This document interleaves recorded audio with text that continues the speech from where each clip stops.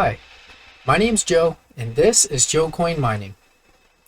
In this video, I'm going to give a detailed explanation of the key points in the Bitcoin white paper. Bitcoin is a decentralized digital currency that allows for peer-to-peer transactions without the need for a third-party intermediary like a bank or government. The white paper outlines Bitcoin's decentralized nature, which means that there is no central authority controlling the currency. Instead, Bitcoin relies on a network of users who collectively manage the currency through a consensus mechanism. Transactions are conducted directly between users without the need for intermediaries. Transactions are verified and recorded in a public ledger called the blockchain, using a consensus mechanism called proof of work. The blockchain is a public ledger that records all Bitcoin transactions. Each new transaction is added to the blockchain in a block, which is then verified by network participants through a process called mining. Mining involves solving complex mathematical problems to validate transactions and add them to the blockchain. The consensus mechanism used in Bitcoin is called proof of work, which requires miners to compete to solve these problems and be the first to add a block to the blockchain. This incentivizes miners to validate transactions and maintain the integrity of the blockchain. The total supply of Bitcoins is capped at 21 million, with new Bitcoins being released through a process called mining. The white paper states that the total number of Bitcoins that will exist is limited to 21 million.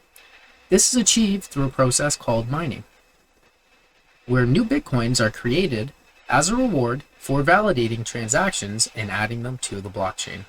The rate of new Bitcoin creation is also designed to slow down over time, so that the maximum supply is reached gradually.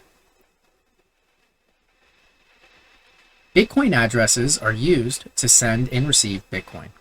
The transactions are signed with private keys to ensure security.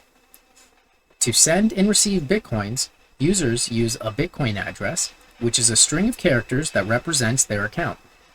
Transactions are signed with a private key, which is known only to the user. That ensures that the transaction is secure and cannot be tampered with. The paper addresses the problems of double spending, where a user can spend the same amount of Bitcoin more than once by using the blockchain to confirm that a transaction has not already been spent. One of the key challenges in creating a digital currency is the problem of double spending, where a user can spend the same unit of currency more than once.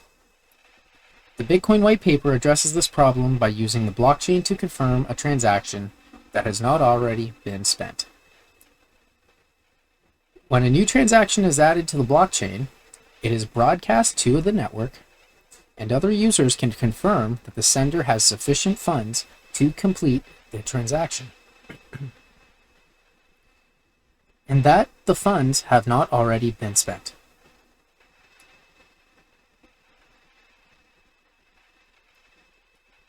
The paper also discusses the potential for Bitcoin to be used for micropayments, the cross-border transactions without the need for expensive intermediaries.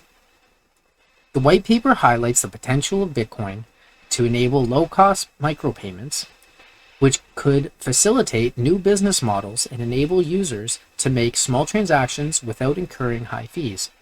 The paper also notes that Bitcoin could be used for cross-border transactions, which could help to eliminate the need for expensive intermediaries like banks and remittance services.